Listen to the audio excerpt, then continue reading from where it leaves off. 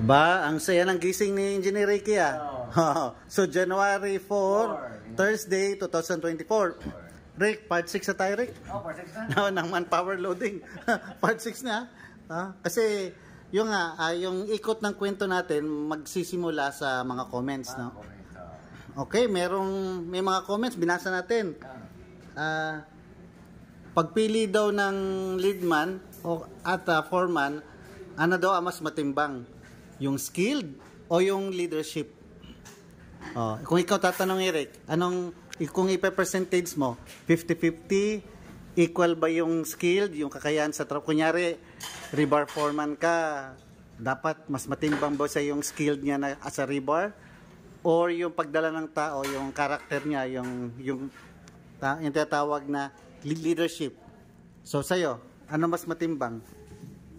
O 50-50 or 40-60? 40-60 na, 40-60. So ano yung 60% mo? Yung skill. So ibig sabihin, dapat sa'yo mas matimbang sa'yo yung skill ng foreman. Kung formworks foreman siya, sabihin, dapat mas matimbang, mas malaki yung percentage na yung kahusayan niya sa trabaho niya. And then yung 40% yung sa ugali na. Ugali, yung pagdadala ng tao, character, attitude, no? Yung sa leadership niya. Okay, dito tayo kay Architect Marlon. So ano sa'yo, Lon? 60-40. 60-40. So ano yung 60% mo? 60% is yung leadership.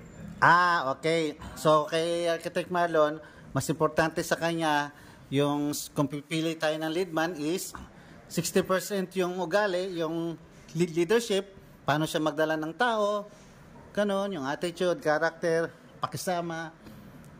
Tapos yung 40%, yung skilled niya.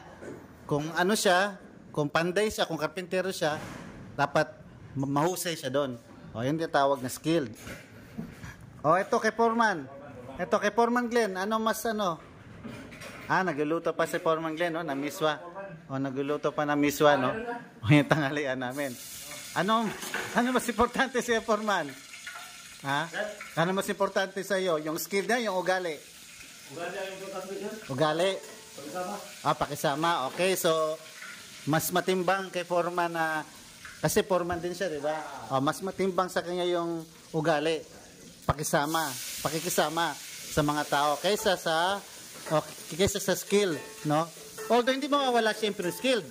Ito kay yung kay bagong lisensyado na engineer. Si Engineer Tisoy, no? So ano sa'yo, Soin? Mas matimbang kung pipili ka ng leadman tsaka foreman, yung skill niya o yung character, yung leadership? Kung sa percentage, 60-40 o ano? Or equal sa'yo? Equal talaga. So 50? 50 meaning 50 sa skilled, 50% sa attitude, yung sa leadership. Sa kanya yun, So iba-iba, no? So dapat kung magaling ka, kung mahusay ka na leadman o na foreman, ganun din kahusay yung pakikisama mo, tsaka yung pagdala mo ng tao. Okay, leadman. Kay Leadman Arnold. Sir, Kung pipili tayo ng leadman or foreman, ano mas matimbang sa'yo? Dapat yung skilled niya o yung karakter niya, ugali? Yung leadership?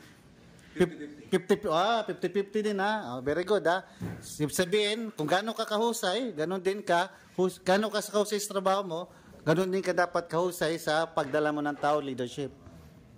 Okay. Ito yung rasyon namin. Yung rasyon namin. thank you. Libre to ng company. Meron kaming free lunch sa kumpanya namin. Tapos meron pa kaming additional na patak-patak, ulam, no? Niluluto sa foreman.